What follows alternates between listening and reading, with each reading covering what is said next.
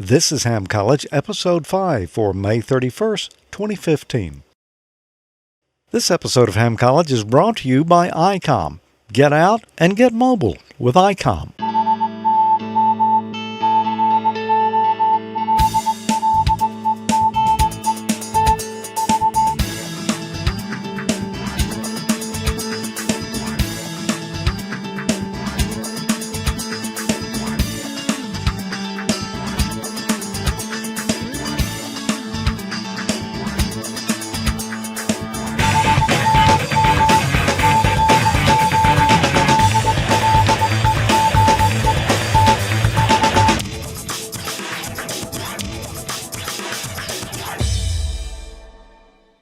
Hi, and welcome to another episode of Ham College. I'm George. I'm Tommy. And we've got another exciting show for you tonight. We're going to pull out the 12-volt battery. All right. That's always worth... Sparks, yeah. Sparks, yeah. Could be a few sparks, a little light. And a meter. Yeah, a couple of meters. Couple of meters, yeah. Always nice to have more meters.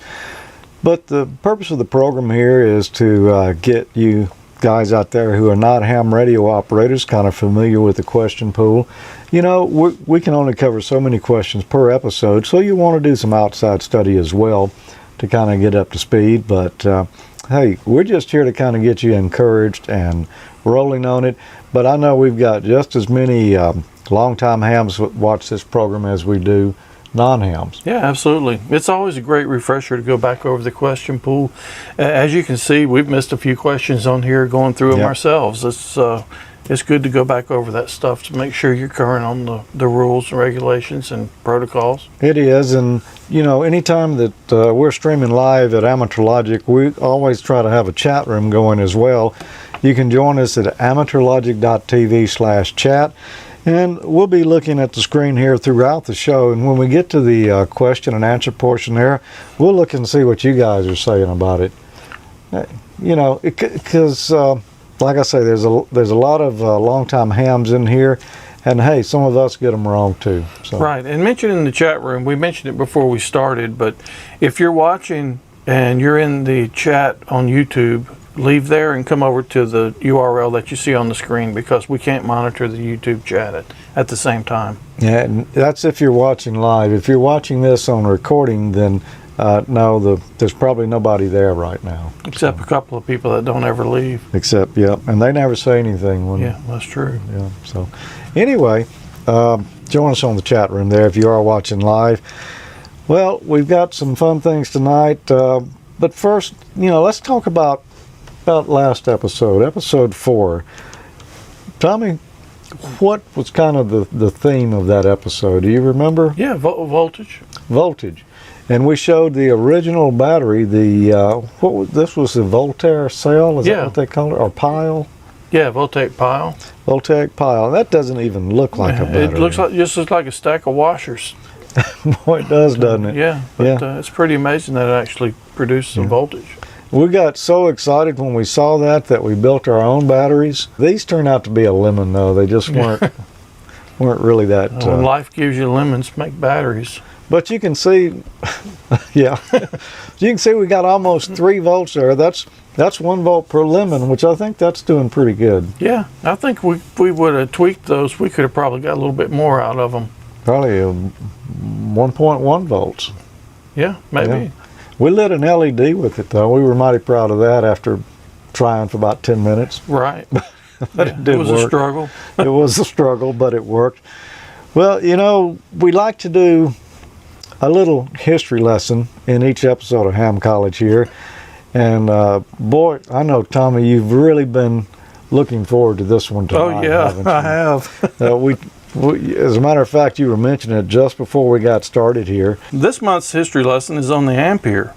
André-Marie Ampère was a French physicist and science teacher who lived from 1775 to 1836. Among his accomplishments was figuring out a way to measure the strength of a magnetic field in relation to an electric current, known as Ampere's theorem. Ampere's law is a rule that deals with the mutual interaction of current-carrying waves. By definition, an ampere is a unit of measure of the rate of electron flow or current in an electrical conductor. 1 ampere of current represents 1 coulomb of electrical charge moving past a specific point in 1 second. Well, I'm glad you cleared that up for us, Yeah. because looking at the formula here, I would have missed that altogether. And you know, I was going to say this stuff really isn't rocket science, but there really may be a little bit of that in there. There could be.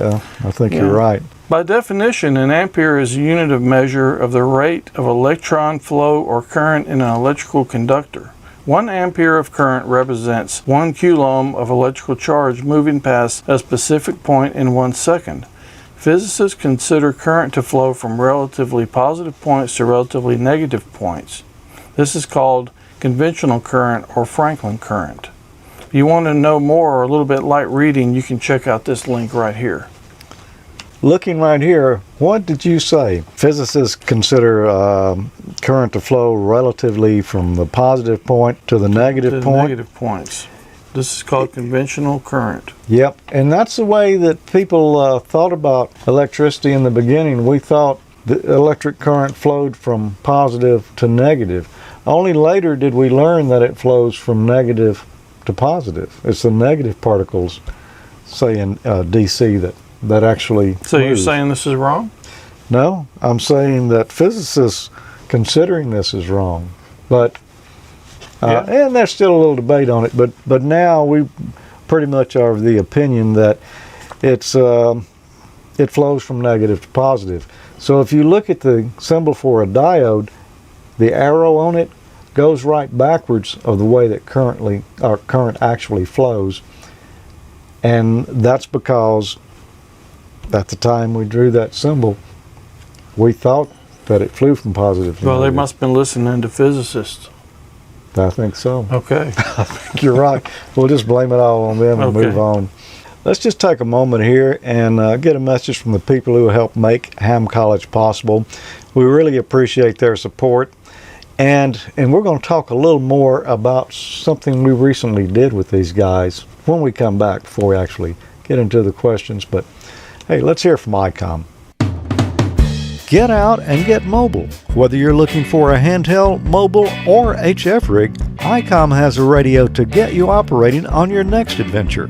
Take ICOM's IC7100 D-Star radio with you this season. An angled control head and touchscreen provide user-friendly operation. A large internal speaker delivers clear digital audio, and it's perfect for multi-band and all-mode communications. Interested in easy hands-free operation when you hit the road? ICOM's analog IC2730A mobile and the D-Star ID5100A both feature optional Bluetooth capability, a large backlit screen for high-contrast viewing, and 50 watts output power on both VHF and UHF. Go far with ICOM's D-Star dual bander, the ID51A Plus. Check out the Near Me repeater function for D-Star as well as analog repeaters, free downloadable RS-MS1A Android app, plus integrated GPS. Hit the trail with ICOM's IC7410. This HF rig is solid in performance and construction. High-grade DSP, all-mode operation, easy menu and ergonomic dials, and large heatsink for a heavy duty cycle operation. Make sure you visit ICOMAmerica.com/amateur for more information on ICOM's complete line of amateur radio products. And thanks, ICOM, for helping us make Ham College possible. But what we wanted to talk about is we just got back from Dayton Hamvention. This is the first time we've gone live since then. Yeah, it is. And we actually had a live stream from Dayton, thanks to ICOM, right from their booth. Well, they had built a stage right there in the middle of the ICOM booth, and everybody was wearing lab coats with AmateurLogic in the back. Yeah, it was fantastic. They really went all out for it. They did. They really did. And by the way, the red tape that they had that had AmateurLogic and ICOM, sort of like the crime scene stuff. Yeah, crime scene tape. They are shipping the box of what was left over to us here. So we should be able to have some fun with that. We should. But wow, great time. If you have not seen it yet, go to AmateurLogic.TV. Episode 78 is a recording of our live show from Dayton Hamvention. An hour and I believe 53 minutes. Yeah, almost 2 hours of fun. So let's pick back up with our questions. Where we left off last month, we were talking about control of your station. And our first question here, Tommy, why don't you read this one tonight? Okay. Which of the following is an example of remote control as defined in Part 97? A. Repeater operation. Or B, operating the station over the internet. C. Controlling a model aircraft, boat, or car by amateur radio. And D, all of these choices are correct. And I guess since you read it, it's my turn to answer, huh? Go for it. All right. Which is an example of remote control? Well, it's a little bit tricky here. Right. Repeater operation. No, that's not remote control. You are transmitting through the repeater, but you're not actually controlling it, at least not typically. B, operating the station over the internet. That is remote, so that could be it. C, controlling a model aircraft, boat, or car by amateur radio. That almost sounds like it. It almost sounds plausible. Almost sounds plausible. Or D, all of these choices are correct. And you could almost guess that, but since I know that repeater operation is not remote control, I can knock out D. And so that leaves me choices of B and C there. Operating it over the internet, or remote controlling a model aircraft, boat, or car by amateur radio. I know it's got to be one of those two. What is the chat room saying over here? Well, they're saying C and they're saying B. Which are the two choices? Well, I see two B's and a C. Yep. Well, Tommy, I'm going to have to side with the B's. I think the B's have Well, it. that's what I think as well. Let's see. And that is correct. I think this is expected. Yep, it is for the first 2 or 3 questions. Right. So, yeah, it's answer B, operating the station over the internet. So Yeah, that's a little tricky. Yeah, you would I think. could see how C could be kind of misconstrued as being the answer, but Yeah. Yeah, I think that would really be, I guess C would be talking about radio control maybe, rather then than instead of remote. remote. So, yeah, I could see that happening. Well, let's move on to the next one here. And that is, which of the following is an example of automatic control? Not remote control, but automatic control. A, repeater operation. B, controlling the station over the internet. C, using a computer or other device to automatically send CW. Or D, using a computer or other device to automatically identify. Okay, and this one is yours, Tommy. And let me just say, before we move on, in C right there, automatically send CW. CW stands for continuous wave, and that is Morse code. Right. It's synonymous for Morse code. Yeah, generally that's what you're doing when we talk about CW. So, reason this one out for us, Tommy. Yeah, this one's a little tricky too. A, repeater operation. That Is that automatic control? Well, when you key up your rig, it's automatically keying up the repeater. Automatically repeats. Yeah, I can Right. see that. So, or B, controlling the station over the internet, which we just had that one, so I'm pretty sure that's not going to be the answer. Yeah, because we're talking about automatic, not remote. Not remote. Mhm. C, using a computer or other device to automatically send CW. That's not identification. That's I not just don't control. think- It's not control, No. and that means D isn't either. So the Okay. chat room, man, there's A's all across the board. Well, there's A's. a few for M. Well, there's one for M in there. Since that was not a choice, we know he's wrong. Yeah. Okay. So I'm going with A also. That's correct. Repeater operation. There we go. That's enough fist bumping for one day. Okay, I'll try to remember that. All right, well, let's go on to the next question here. Who does the FCC presume to be the control operator of an amateur station unless documentation to the contrary is in the station records? And by station records, I assume they mean your log. Your logbook. Mm-hmm. A, the station custodian. B, the third-party participant. C, the person operating the station equipment. Or D, the station licensee. Now, this is kind of a tricky one. Yep. They a lot of them are, but This one, it's my turn to answer? It's your turn to answer, but it really makes sense if you read all 4 of them. Yeah, and you just got to read the question correctly. If you're not thinking about the question right, you could get this one wrong. Boy, the guys in the chat room aren't even guessing on this one yet. But, well, let's see. Who's going to be the control operator? Unless documentation to the contrary is in the station records. That's the key. All right, so A, the station custodian.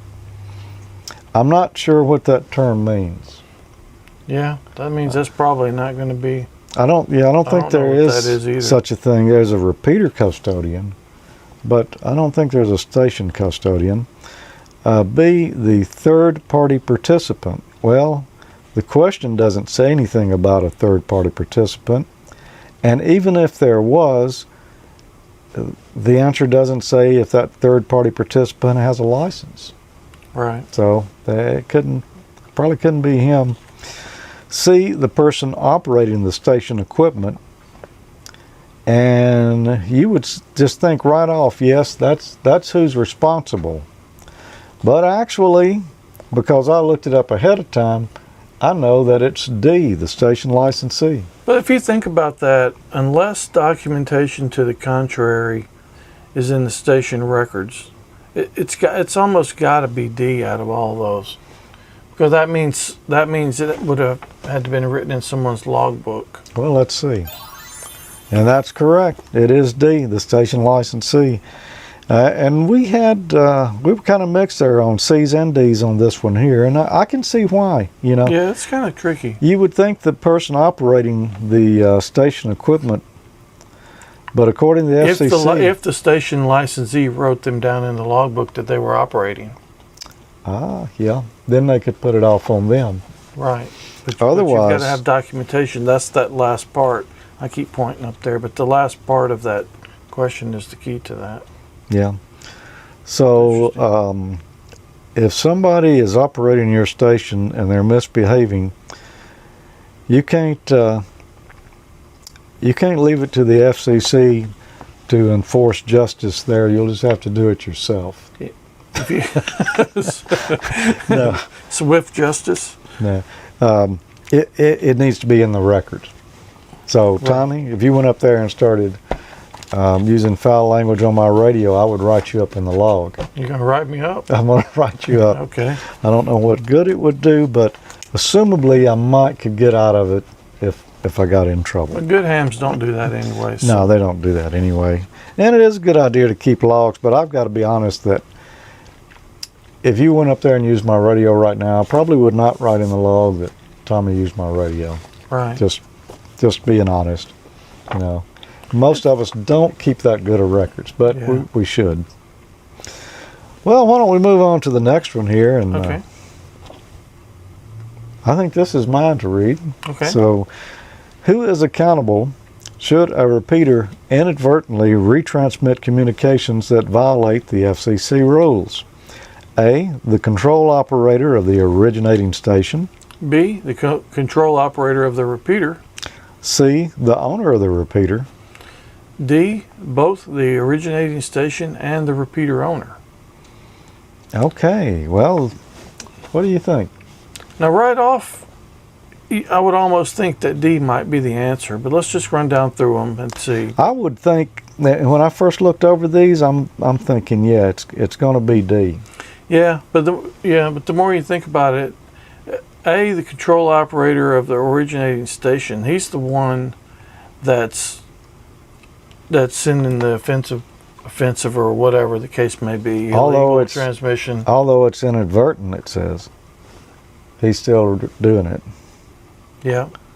Well, should the repeater inadvertently retransmit? He could have been doing it on purpose, but the repeater can't distinguish. Yep, that's true. So, B, the control operator of the repeater, that wouldn't be fair to pin that on him. Wouldn't be he has fair. No control of that. Yeah. And I'm sure a good repeater trustee would shut the repeater down if something like that were happening. The owner of the repeater, same thing. I'm going with A. You're going with A. Well, the chat room is saying it's either C or B. So let's see who's right on this one. Tommy, you outwitted the chat room. Okay, that's that worth deserves one more a fist bump. Huh? There you go. So, but if you think about it, that makes sense. Yeah. When I first read it, I was thinking, well, both of them are going to be responsible, but no. Yeah. It's the control operator of the originating station, the guy who made the transmissions. Right. Yeah. But on the other hand, if you own a repeater and you know that there's some guy on here who's, using inappropriate language, violating the rules and such, you should shut down the repeater or do whatever is necessary to prevent that. Well, any good ham should, because we're self-policing for the most part. And so it's everyone's responsibility to kind of bring that up. But if the owner of the repeater or the control operator of the repeater knows that it's going on and he continues to let it happen, then that's not really good either, and he could face some repercussions from that. In which of the following circumstances may the control operator of an amateur station receive compensation for operating the station? A, when engaging in communications on behalf of their employer. B, when the communication is incidental to classroom instruction at an educational institution. Or C, when rebroadcasting weather alerts during a race's net. Or D, when notifying other amateur operators of the availability for sale or trade of apparatus. Almost all of those sound pretty bad. Yeah, but one of them is actually the answer. Yeah, I think I know. Let's see, I'm the one who's got to answer? You do. Okay. All right, so let's look at them. When can you make money operating on the air?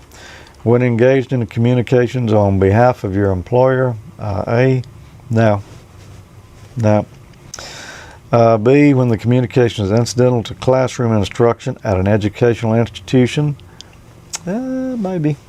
I think that's it. Yeah. C, when rebroadcasting weather alerts during a race's net? No, you can't make money for rebroadcasting weather alerts. That's a public service. Yeah.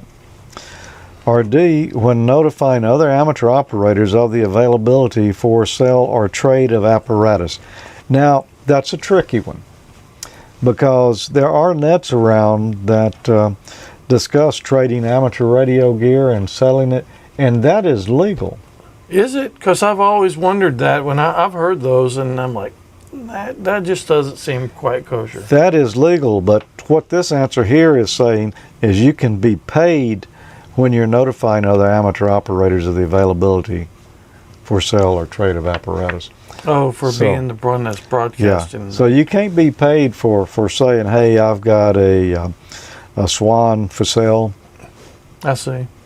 But if I said, George, if you give me $25 for telling everybody on the net that you had a swan for sale, then that would be illegal. Bad. That's bad. I got you. So based on all of this, the only one that really works, I'm going to say, is B, when the communication is incidental to classroom instruction at an educational institution. And that is correct. There you go. And that's a good thing, because most of the chat room, well, they were kind of all over the place on it too. We've got a D and we've got some B's there. Had a couple of D's. So, yeah, it's a fine point there, but it is actually B. Yeah. So if you're getting your normal salary being a teacher, and then you're teaching ham radio as part of your curriculum, that's cool. Yeah. I could see that. Yeah. All right, next question. Which part of the FCC regulations contains the rules governing the amateur radio service? And Tommy? A, Part 73. B, Part 95. C, Part 90. Or D, Part 97. And this is not one that you're going to be able to reason out. No, it's just a number. And it is. And I know this one like forever. I know it's D, Part 97. Mm-hmm. Which of the following is an FCC rule regarding power levels used in the amateur bands under normal, non-distress circumstances? A, there is no limit to power as long as there is no interference with other services. B, no more than 200 watts PEP may be used. C, up to 1500 watts PEP may be used on any amateur frequency without restriction. Or D, while not exceeding the maximum power permitted on a given band, use the minimum power necessary to carry out the desired communication. All right, A, there is no power limit as long as there is no interference with other services. That would be wishful thinking. That is not correct. There is a power limit. B, no more than 200 watts PEP may be used. No, I know that one's not correct either, because on certain bands we can use up to 1500 watts PEP. And that's what C says, up to 1500 watts PEP may be used on any amateur radio or any amateur frequency without restriction. That's not correct either. You can rule that one out because there are some bands that you can't use 1500 watts Right. on. In particular, 60 meters. Yeah. Mm-hmm. Yeah, there's several. Yep. And D, while not exceeding the maximum power permitted on a given band, use the minimum power necessary to carry out the desired communication. I'm going to say that's it right there, Tommy. I concur. That means I can't go over my 1500 watts or whatever the maximum is on that band, but I need to use the minimum power necessary to carry out the communication. Well, I think we all know that's just being a good the citizen. answer. Yep, that's being a good citizen. So let's see.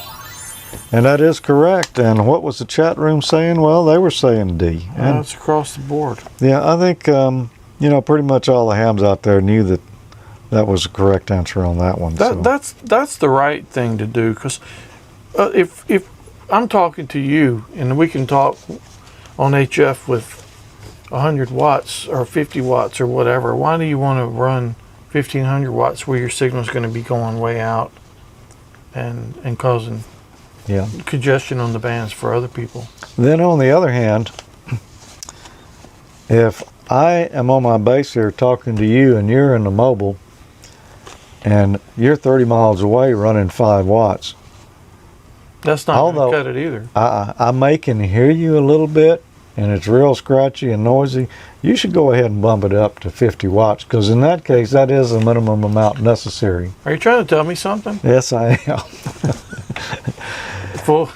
Are you saying full power is the minimum? For mobile operations, in a lot of occasions it is. You know, As long as you turn it up to where you get a clean communications out of it. Don't go overpower, but there again, use enough power that the guy on the other end isn't straining his ears to hear you. What, if any, are the restrictions concerning transmission of language that may be considered indecent or obscene? And it's A, the FCC maintains a list of words that are not permitted to be used on the amateur frequencies. B, any such language is prohibited. C, the ITU maintains a list of words that are not permitted to be used on amateur frequencies. Or D, there is no such prohibition. Prohibition. There you go. Yep. So, what do you think, Tommy? This one. So, the FCC maintains a list of words? No. That's not true. I had heard that there were 7 words you couldn't say on television. They are, but the FCC is not maintaining them for amateurs. Okay. But we're not really sure that 7 exists anymore from what I'm seeing on TV these days. Yeah, that's true. That's a good point.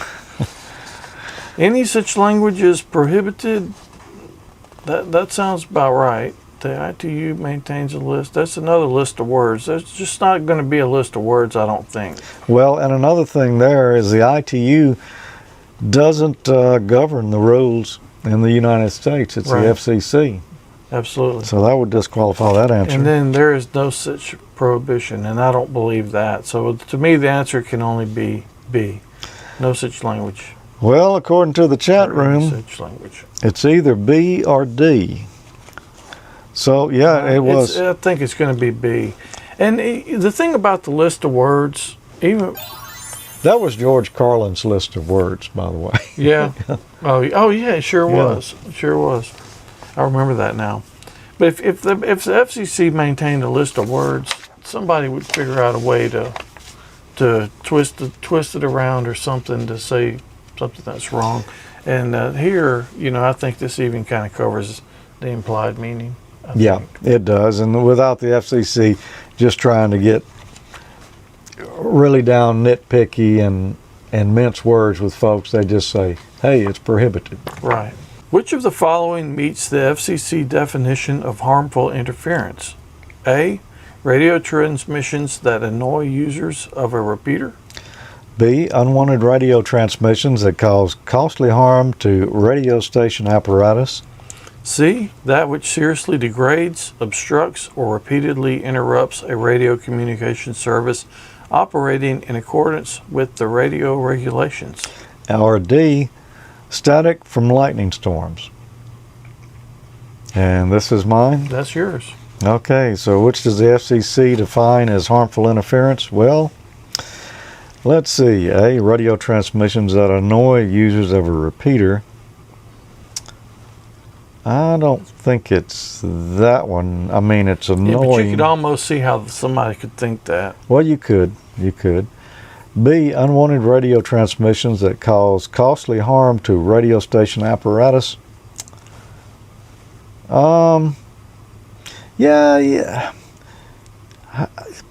Normally, transmissions don't cause costly harm to your radio gear. How close would you have to be, and how much power would you have to run to overload something that bad? I have heard of people saying that they left their HF rig on, and they got out in the mobile in the driveway, and they started talking on it, and it blew up the front end of their HF rig.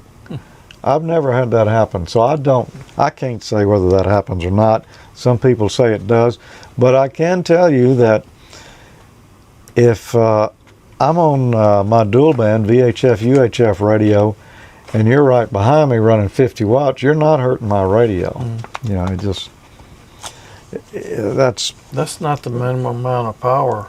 No, it's not required for communication. That is a maximum amount required. Okay, so I'm going to say no, it's not B. C, that which seriously degrades, obstructs, or repeatedly interrupts a radio communication service operating in accordance with the radio regulations. Well, that's a mouthful, but I'm going to say that's it. Or D, harmful interference would be static from lightning storms. No, that's not harmful. That's just annoying. So I say it's C, and the chat room concurs with you. They pretty much agree with it. Okay. So there you go. It is C. All right. When is willful interference to other amateur radio stations permitted? A, only if the station being interfered with is expressing extreme religious or political views. B, at no time. C, only during a contest. D, at any time, amateurs are not protected from willful interference. All right. I got to say, before you answer it here, this one ought to be pretty doggone obvious. But let's see. Okay, yeah. I'm just going to go ahead and say the answer is obviously B, at no time. I mean, only if stations interfere to express extreme religious, that's wrong. But isn't it okay if I'm real upset and I'm extremely religious and political that I can interfere with you if you're saying something I don't like? I've heard it happen. You would think so nowadays. Yeah, but no, that's not right. Okay, so I think it's B. Only during the contest. That doesn't give you any liberties like that. Although you do hear it during a contest, it is not legal. And at any time, that amateurs are not protected. That's not true. I'm saying it's B, at no time. At no time. Well, I'm going to agree with you, and so does the chat room. You're correct. It's at B, at any time. Well, that kind of winds up the questions here on remote control. All right. And those were fun. Related subjects there, including some heatly contested issues. But we've got a few more here. But before we get into these are more of a technical nature. I tell you what, why don't we do a little project, Tommy. Let's do it. You know, This is my favorite part. yeah, we have not pulled out a battery or a meter yet tonight, and We're way past that. Yeah. So while we're getting set up for that, on the 15th of each month, ICOM is proud to sponsor AmateurLogic.TV with hosts George Thomas, Tommy Martin, and Peter Barrett. This looks a little crude, but roughly here's what I have. The bottom trace here is ground. While the elements will jiggle some, they're actually not too bad. It's light. After putting it together, I decided to test everything, so I ran in 12 volts, and I'm measuring the output here. No, it's not too windy right now, Jim. It was yesterday. Actually turn that into a scanner capable of tuning across a wide range of frequencies. Whoa, okay. What is this called? We're in the antenna switching matrix. Any one of our 6 broadcast transmitters could be connected to any of the 22 antennas via the switching matrix. Down in Melbourne, apparently they tune up their radios different than we do, Tommy. Oh, yeah? Now the FM 900 is tough, seriously tough. We finally arrived. Man, we are in ham nirvana. Again. Boy, what a great time. And as happened last year, we still haven't got all the way through the flea market yet. No, we've hit about a fourth of it, but we're going to have to strike a trot. Well, the moment of truth has arrived. I've attached a B and C connector to the antenna terminals here. I've got plus 12 volt and ground power coming in here. It's going to my power supply. That I'm supplying it with 13.8 volts. And I personally am so thrilled that George got the special award. Well deserved, my friend. That's really cool. What about the Super Bowl, Emil? Did you go to the Super Bowl, or were you at home operating that night? Tuning my amplifier, and I lost power in the shack and went outside. The house lost power. The whole neighborhood went out for about 30 minutes. I don't know what happened. Wow. That explains a lot.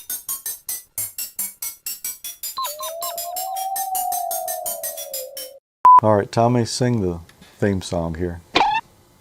We've shown you how to read voltage before. We talked about that extensively, and we brought out a couple of different meters and played with them. Today, what do you think we ought to talk about, Tommy? Well, let's talk about current or amps. Measuring Amperes. current, amperes.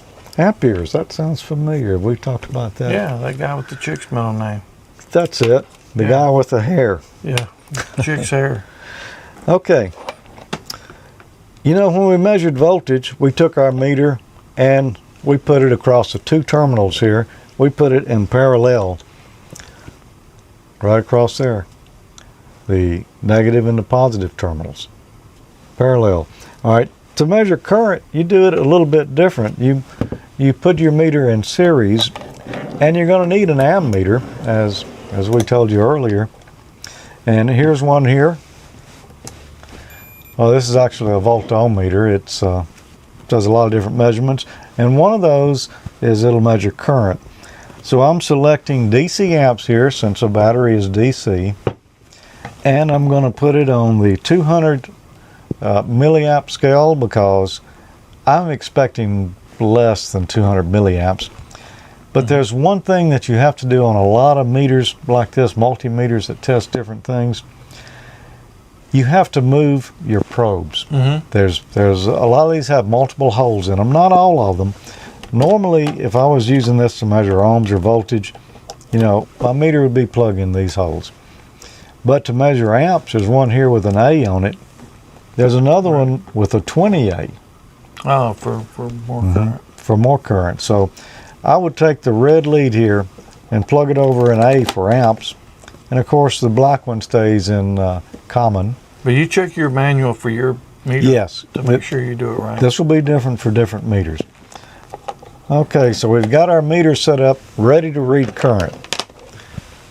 All right. I can hardly wait. Now, can I take my probes and touch them across my battery, Tommy? You can, but we're going to have to go get another meter. I think you're right. I don't think we're going to want to do that. Yeah, but the chat room will probably get a kick out of it. They probably would, yeah, but hey, they're just going to have to do without, because I like this old meter. Yeah, what brand is that? That is It's a George Thomas meter. that is a George Thomas meter. You don't see those every day, but no, it used to be a George Thomas meter. pull the sticker I pulled the off of it? sticker off. Oh, it's a Radio Shack again. It's a Radio Shack meter. You haven't been able to buy this particular model for years and years. But anyway, we need to measure in series. If you take your ammeter and put it in parallel across that battery, yeah, like Tommy said, you're going to be drawing maximum amps through that meter, whatever that battery can supply. And you're going to smoke your meter or blow the fuse that's in it. So we're going to go in series. Well, you know, it's not a good idea for me to short across this battery, which is what I would be doing if I just connected one lead here and then touch the other one to the battery. Can't do that. We need to actually be measuring current on a circuit that does something. So I've got some little light bulbs here. And I just so happen to have a set of clip leads here. Okay, well, I'll tell you what, have you got a red one? I do. I just so happen to. Just so if I can happen find the to. camera. That is mighty convenient. It is. It's All right. almost like it was planned. I'm going to hook. We know that can't never happen. It could never happen. I'm going to connect the red lead to one lead of the LED here, and let's connect that to the positive on the battery there.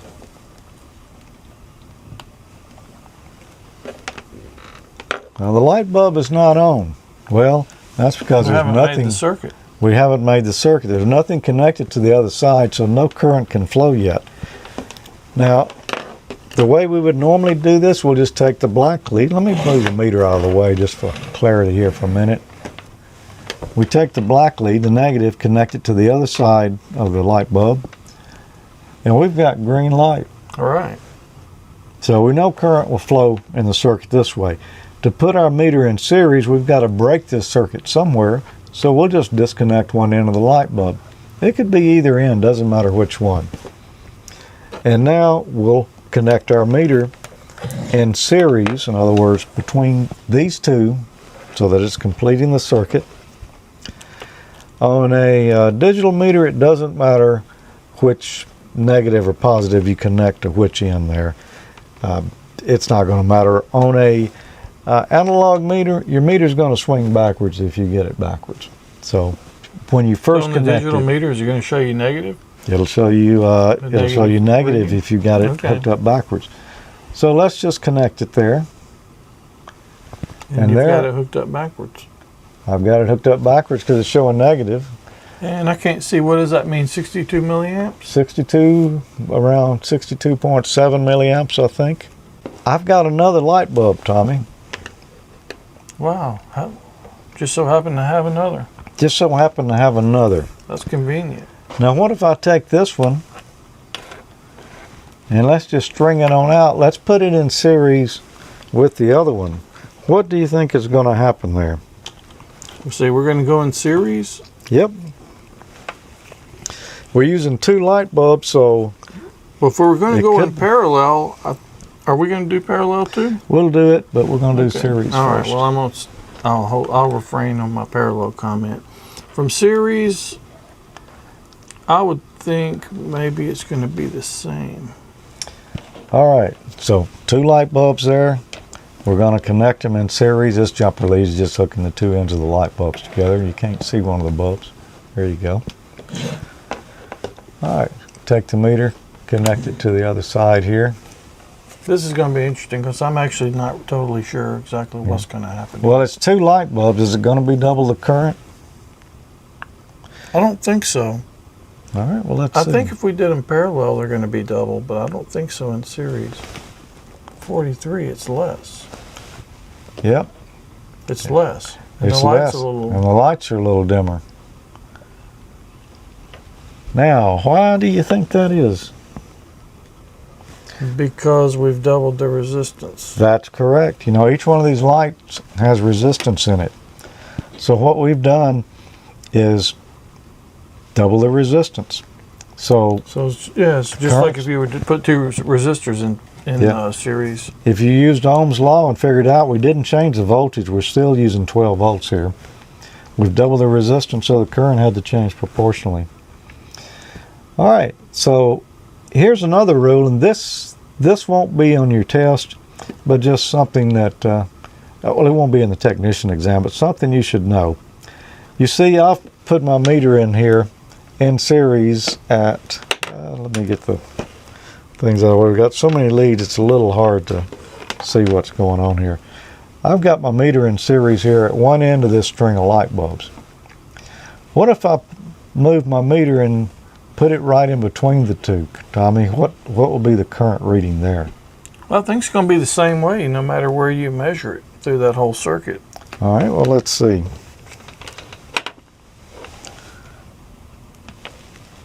All right, so we'll because the current's flowing, the current's making that circuit right there. I think it's going to be the same all the way through. I mean, that's what makes sense to me. All right, well, let's take our two leads and put our meter between the two bulbs here. 43.2. Pretty much the same. Pretty much the same thing. Even if I moved it to the opposite end here, it's going to be the same. And the reason is the current is the same at all points in a series circuit. Right. So that might just be something good to remember. It's not going to be in your technician exam. It makes sense if you think about it, but at first it's kind of misleading because you would think it would be double at first, but yeah. All right, so we're going to do parallel? Let's do parallel now. Tommy, what do you say the current is going to be? We know it was 60-something milliamps. It's going to be when it 120. was a single bulb. It's going to be in the 120s. You think 120? Well, let's see. Let me ask you another question. On the meter here, it doesn't really matter on analog meter. I mean, on a digital meter, it does on analog. Which lead should be which? Should I have from common hooked to negative on the battery, or should I have the positive meter lead hooked to the negative? The positive to the negative. All right, so now that meter won't read negative when I connect it. That's right. Nope. Whoops. That's what I thought too, but we just let the smoke out. Yeah. All right, so instead of roughly 62 milliamps or 63 milliamps, we've got 127.8. That's because what we've done here, we've taken these two resistances and put them in parallel with each other, effectively cutting the resistance in half. Voltage is the same, resistance is half as much, so current went to approximately twice as much. In Gordo's book, he has a good explanation of current, and it's like picturing it as being in a stream. Mm-hmm. But the water is the electrons, and you go out into the stream, you can feel the current pushing. You can feel the current. Mm-hmm. If it's high enough, you can feel the voltage too. Yeah. But no, that is a good example there. Well, I don't really know what else we can do with this battery and two light bulbs in a meter right now. Not without getting out the fire extinguisher. No. So I guess we better stop while we're ahead. I think so. You ever use one of these? As a matter of fact, I have. This is for AC. Mm-hmm. And you can actually take the amp clamp here and put it around one of the AC wires and tell how much current's going through it just by the magnetic field. So you don't have to have the leads hooked to it at all? You don't have to hook up the leads at all. You'd call that a clamp-on amp meter? Yeah. It's pretty handy. I've used this so many times for working on, in a previous life, working on air conditioners and electric heat. See these two wires here? Let's pretend that's a piece of lamp cord. These two are stuck together. So can you just clamp on it like that? No. You would need to split them and only put it across one of the wires. One of the wires. If you put it across both, you wouldn't have anything. You wouldn't get anything. They'll cancel each other out. Okay. But then as long as you've got this on AC amps, then it'll read it for you, and you don't have to do anything to touch the electricity. So they do make DC clamp-on amp meters. Yeah, I've never seen one of those. I haven't either. I could imagine it's expensive. They said they were real expensive, so that's all I know about that. But apparently there's some out there. Cool. First question on current here. What is the name for the flow of electrons in an electric circuit? A, voltage. B, resistance. C, capacitance. D, current. Okay, Tommy, what do you think? Well, the flow of electrons I'm going to go with D, current. You think it's D? I think it's D, and I don't even really know how to resist this. Resist. I don't even know how to reason this one out. Really, I know it's not voltage because we covered voltage last month. Yeah, but you're not necessarily. Hopefully, you didn't take your test last month. You passed it. Yeah. There, you're right. I don't know how you reason that out. Oh No, you were talking earlier. Gordo's example works here. right. Yeah, like about the flow of water. Mm-hmm. Right. So you got the flow. So I'm going with current. You're going with current. Okay. Well, another way you could reason it out is voltage. If you remember when we were talking about voltage is electromotive force. Mm-hmm. All right. So that's what voltage is. Resistance, we know that's not the flow of electrons. That's the opposition to the flow. Yeah. Capacitance, that's what a capacitor has. There's a capacitor itself doesn't have any flowing electrons, so that only leaves you with current. So I'm with you, and it looks like everybody in the chat room's with you. All right, well, let's see what the answer is, and it is D, current. So here, let's just, we've had a hard night. That's my test. Yeah. All right, what's our next question going to be there? Electrical current is measured in which of the following units? A, volts. B, watts. C, ohms. Or D, amperes. Electrical current is measured in which of the following units? Well, volts is a measurement of voltage. Watts is a measurement of power. And ohms is a measurement of resistance. So amperes, D, is a measurement of current. What were you laughing about? I must have said something funny. Volts is a measure of voltage. It is. Yeah, no, it is. It is. But watts is a measure of wattage. No, of power. Yeah, but you're right. You could say that, yeah. I thought that's where you were going. No. I could have very easily, though. Yeah. Everyone in the chat room says it's D. I'm bound to be right. All right, there you go. There we go. When in doubt, go with D. Next question. Which instrument is used to measure electric current? A, an ohm meter. B, a wave meter. C, a voltmeter. D, an ammeter. Okay, I think this is yours, Tommy. That's what you use to measure current. Yeah. Clamp on is not one of the answers. It's not? No. Oh. Unfortunately not. Okay, so it's falling back to that same thing. An ohm meter measures resistance. Ohms, yeah. Wave meter, I don't even know what that is. That would measure a wave. That would measure. It's sort of, I guess that would be like a frequency counter. It's going to be D, an ammeter. An ammeter. You sure that you don't measure electric current with a voltmeter? You measure it with a multimeter. That can also measure voltage. Yeah, but that's not what we're looking for, No, is it? we're looking for ammeter. And you must be right, because that's what everyone in the chat room is saying, except for Arnie, who says coulombs per second meter. There you go, and he's right. Yeah. So let's see. It is an ammeter. All right. Well, let's move on to the next one here. Okay. How is an ammeter usually connected to a circuit? A, in series with the circuit. And we just went over this. B, in parallel with the circuit. C, in quadrature with the circuit. And I don't even know how you'd really do that, but somebody would figure it out. Or D, in phase with the circuit. We just covered this. It just seems familiar to me. So we know it's in series. It's A.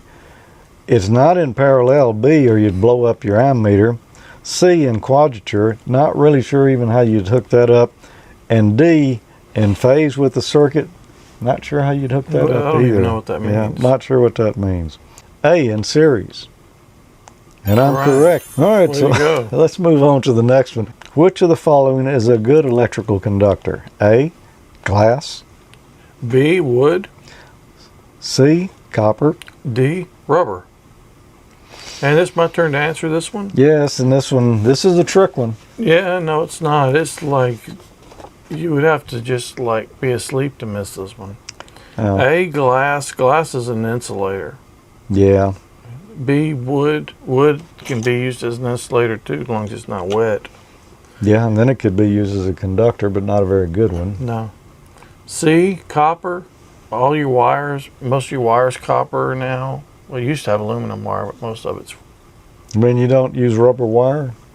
No, but it has rubber on the outside of it to keep you from getting electrocuted, so that pretty much rules that out. So that copper color stuff in the middle is copper then? It's copper. All right. And that's going to be your answer. Survey says copper. It's C. And I think everyone got that. And yes, Mike, wet wood, yes. Wet wood, but it's not a good electrical conductor. No, it's just good enough to wake you up. Just good enough to wake you up. Well, Tommy, that gets us through all our questions tonight. Let's see. We'll be back for Amateur Logic at, don't know the exact date, about 2 weeks. Yeah. Yep.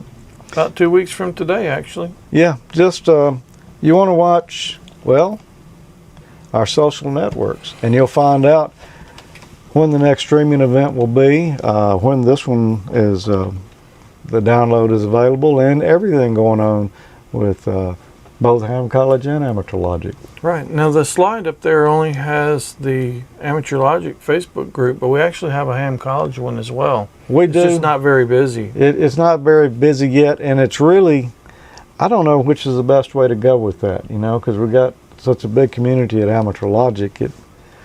We don't want to set our new hams off in a, you know, we'd like to include them with everything else. So actually, what do you guys think about that? You can let us know if you think we ought to have separate communities or join them. How about that? Yeah. Yeah. Sounds good. Another thing we want to mention is the show notes wiki, AmateurLogic.TV/wiki. You can find the show notes on whatever we talked about each show. Yeah. If you ask us, hey Tommy, what show was that you did something in? When did y'all make the lemonade? That's where I go and look. So you can do the same thing. Yep. Yeah, you can. Well, thanks to Dan for maintaining that, by the way. Yeah. N9LVS. N9LVS. Yep. Dan Van Evenhoven. Yep. And I saw Dan in Dayton. Yep. Yeah, me too. Good to see him there. All right. Thanks for being here. We enjoyed it. Hope you all, those who are studying for your tests, just keep after it. You know, like we say, you're going to need some additional study besides what you get here. There's a lot of good test sites online that you can go to and take practice. I can't talk. Take practice exams right there. There's also some books available. Of course, we like Gordon West Technician Class License Guide. The ARRL has Technician License Guides, and I think maybe there's some others out there too. Yeah, I think there's some others, but Gordon's is the one that we one really, of the more popular ones. Yeah, it's one we really lean toward, but we haven't really looked at the others. But we know Gordo and we know his book, and you can't go wrong with it. Yeah. All right, 7-3, and we'll see you here in another month. 7-3.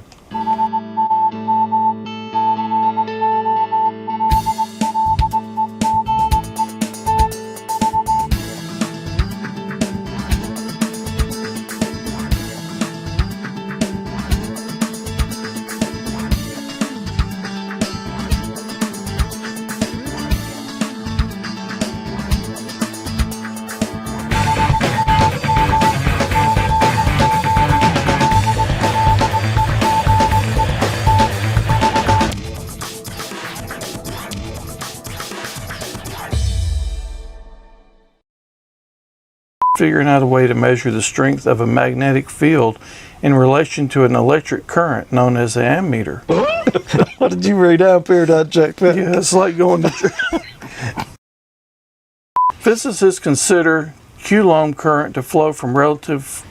I don't think that belongs there. It doesn't belong. Okay. But I want to say something about something you just mentioned right there. Oh, great. Apparently there's zero current in the middle. I think I bumped a bulb and we blew it. No? You know what happened? We don't have any. The red lead came undone. Okay.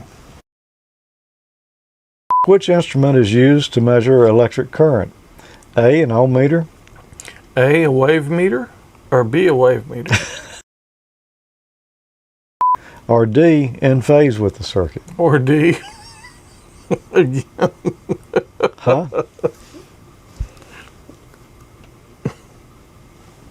I don't know what happened. Read the answers up there. It's an extra D up there. How could that happen?